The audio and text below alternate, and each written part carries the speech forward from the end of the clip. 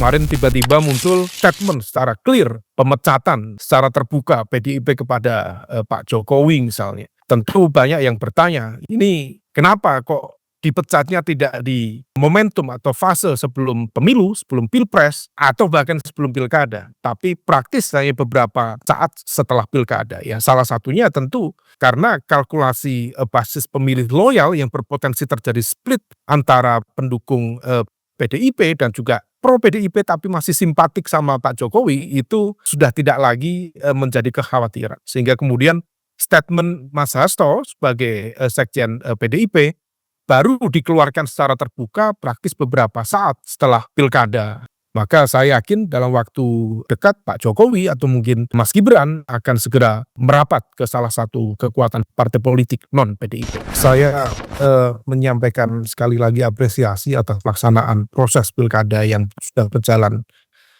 beberapa waktu yang lalu. Meskipun tentu ada beberapa poin yang bisa kita diskusikan terkait dengan konteks bagaimana efektivitas dan juga poin-poin yang sekiranya bisa kita jadikan sebagai evaluasi. Pertama, terkait dengan aspek keserentakan. Saya mencoba mencermati tadi yang disampaikan oleh Mas Afif, juga Mas Rahmat, Kang Dede juga tadi sudah menyinggung itu. Bagaimanapun juga ini menjadi penting untuk kita cermati kembali, meskipun seolah kemudian ini kita modelnya terus terkesan coba-coba. Jadi setiap menjelang pelaksanaan kemudian ada mekanisme baru, kemudian nanti ada ide baru, kemudian kita coba.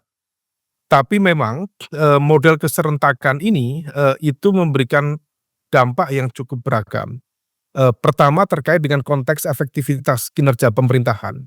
Per hari ini kita cermati bahwa pemerintah pusat baru saja dilantik praktis 20 Oktober yang lalu atau sekitar ya 1 bulan setengah yang lalu.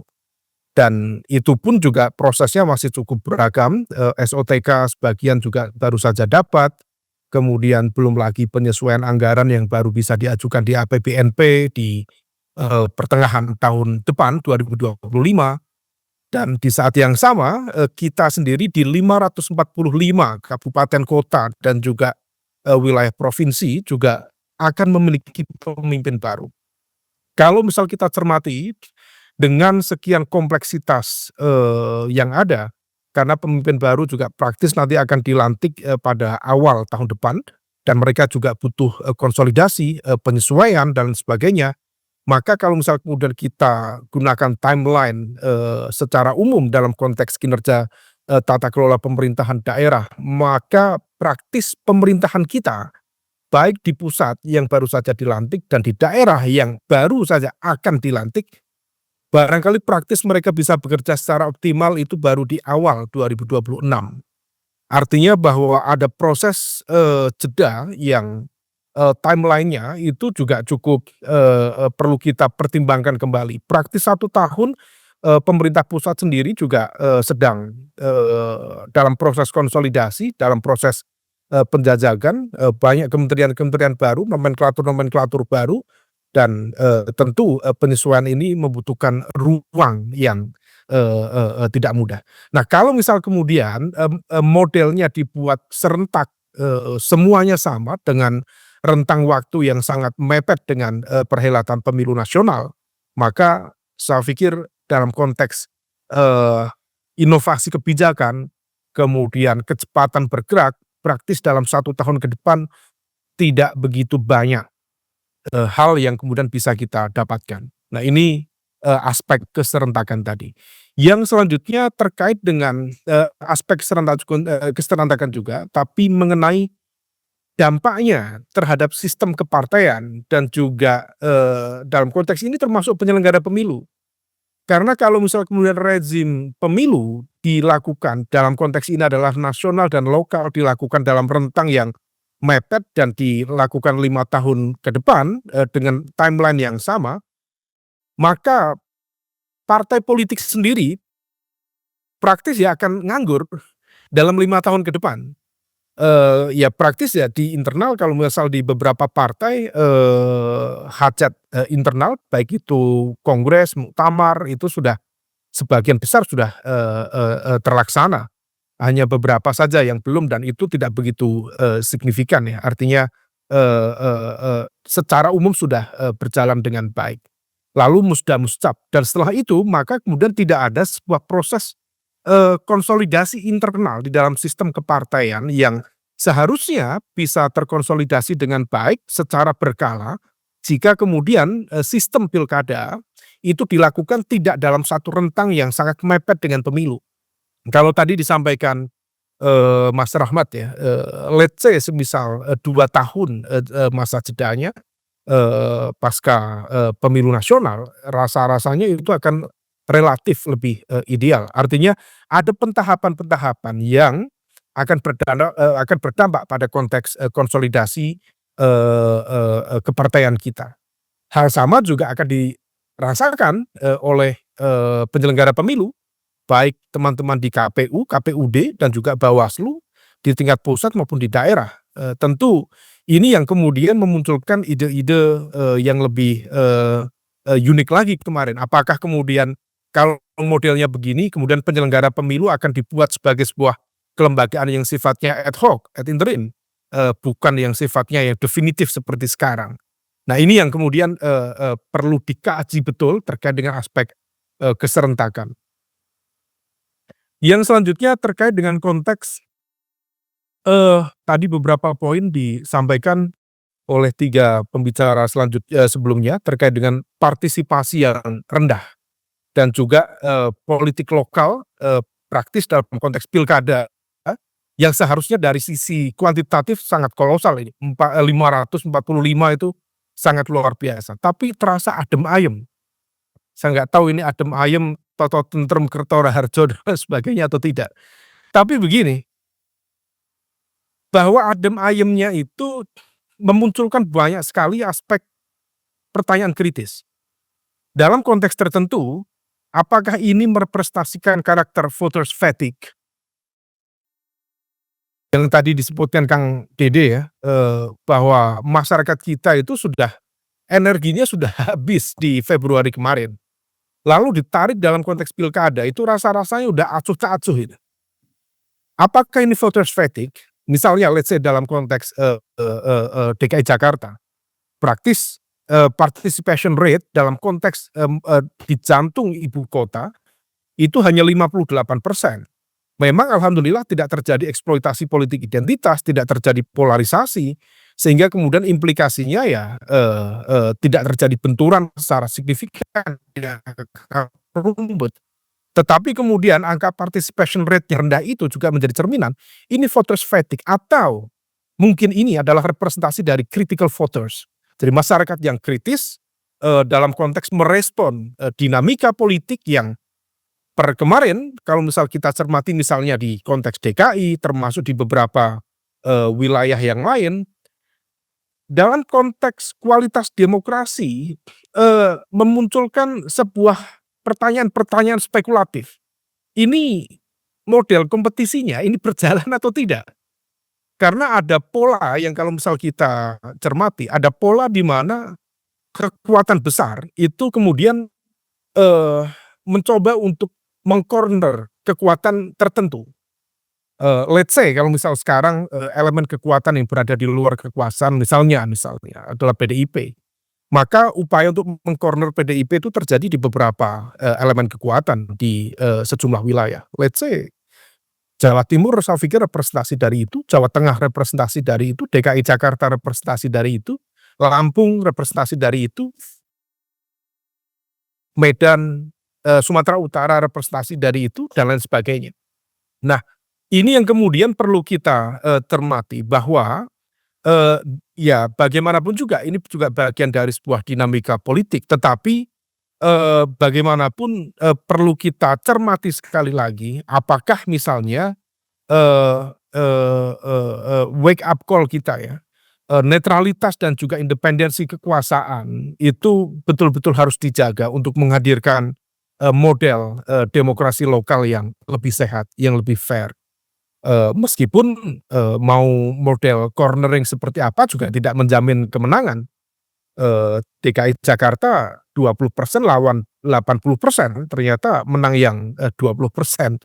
Itu persis dengan, ada penggalan dalam bait Quran itu, "Kam min fi'atin qalilatin ghalabat fi'atan katsiratan biidznillah," katanya itu. Jadi, dialog, dengan Muhammad itu, coba, berapa itu elemen-elemen kekuatan yang kecil, yang barangkali kemudian underestimate dan sebagainya, tapi dia mampu mengkonsolidasikan kekuatan sehingga mengalahkan kekuatan yang lebih besar.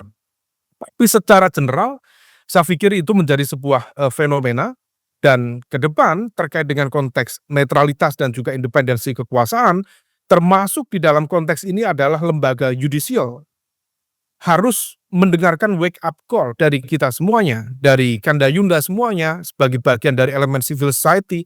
Tadi disampaikan oleh Pak Rahmat, Bawaslu, kalau mengeluarkan aturan-aturan sebaiknya diperhitungkan betul, supaya kemudian tidak memunculkan kejutan-kejutan yang kemudian berdampak pada pentahapan pemilu atau pilkada dalam konteks ini.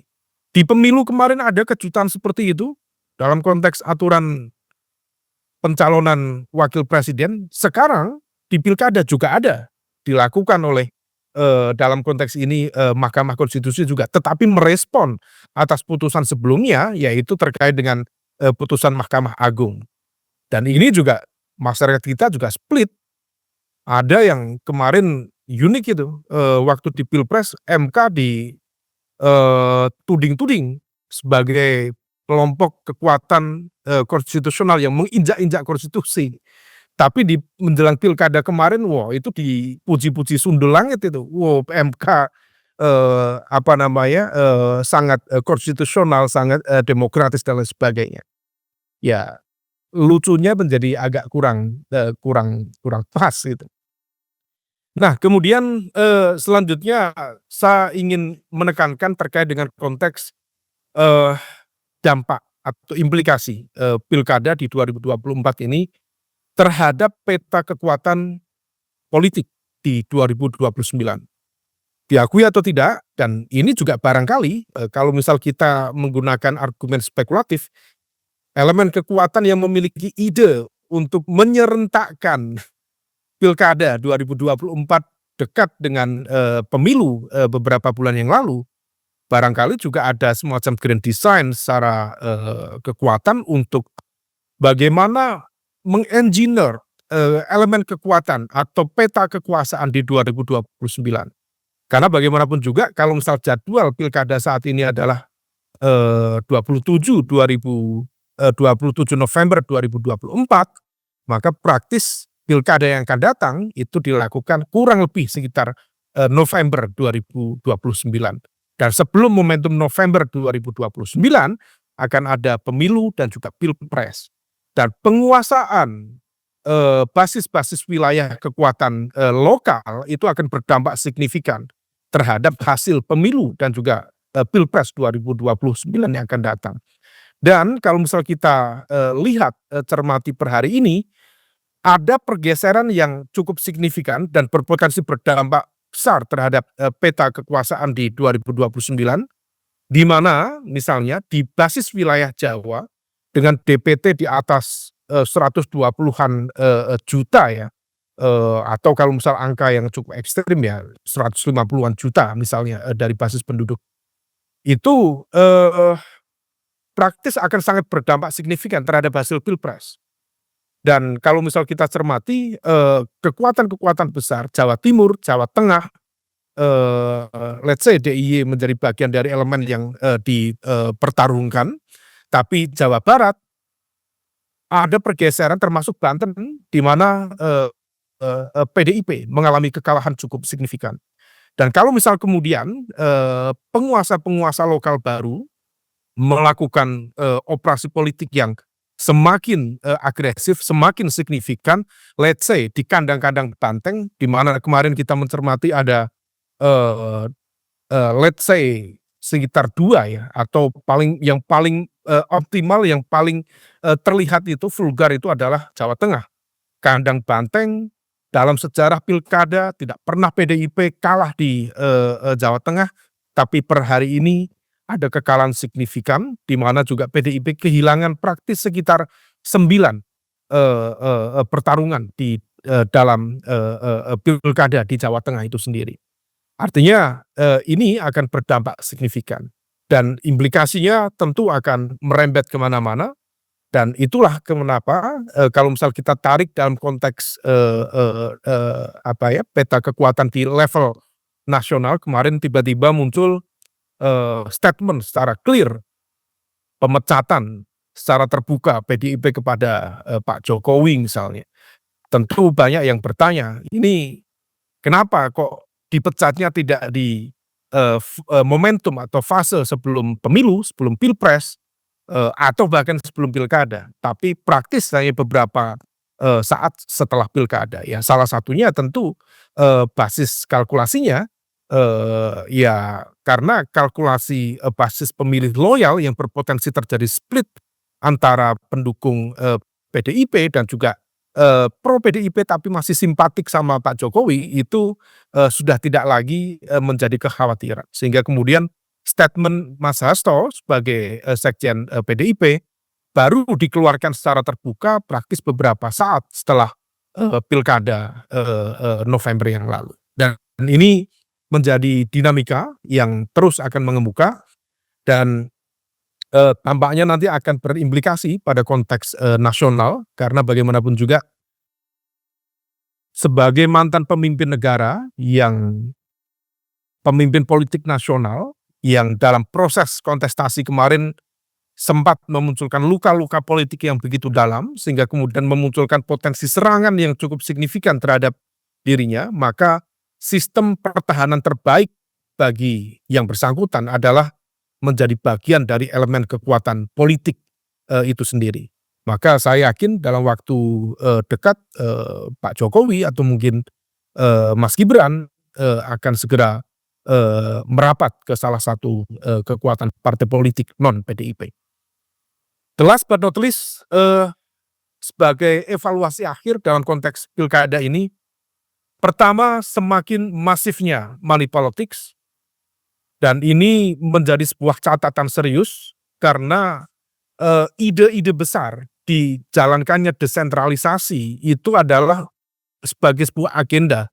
Kalau dalam teori-teori neoliberal, neoliberal dalam konteks politik, ini adalah sebuah agenda untuk deepening democracy, untuk menghadirkan tata kelola pemerintahan yang baik di tingkat lokal atau local good governance. Tetapi per hari ini dari sekian ratus atau bahkan ribu ya, pilkada yang kita jalankan, kritikan dari elemen kelompok, dari mazhab, political economic structuralist dan juga dikonfirmasi oleh banyak pihak. Decentralization means decentralized corruption. Dan saya pikir fakta itu menjadi fakta yang sulit terbantahkan, baik dalam konteks, tata kelola pemerintahan lokal, termasuk dalam konteks, politik transaksional di akar rumput.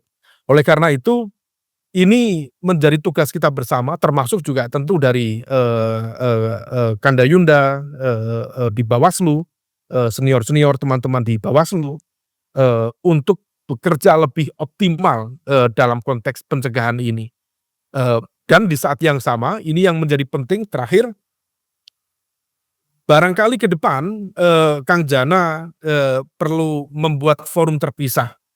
Karena hasil dari pilkada seringkali kemudian tidak terfollow up apa-apa, seolah ya udah selesai. Padahal tugas kita, PR kita itu sangat luar biasa. Bagaimana menghadirkan pemerintahan lokal yang inovatif, yang memastikan public delivery service yang kemudian bisa optimal, dan itu adalah esensi dari demokratisasi lokal. Karena kalau misal tidak, ya praktis saya kategorikan ya, barangkali sekitar lebih dari 50%, 60% pemerintah lokal itu ya sifatnya hanya nggatung saja. Hanya menunggu DAU dan DAK. Sementara bagaimana kemudian kemampuan mereka untuk mengenerate PAD, itu tidak banyak yang kemudian, terkawal dengan baik. Empowerment-nya juga tidak begitu signifikan. Akhirnya kalau misal kemudian begitu ya main-mainannya APBD. Kalau APBD akhirnya again, decentralization creates decentralized corruption.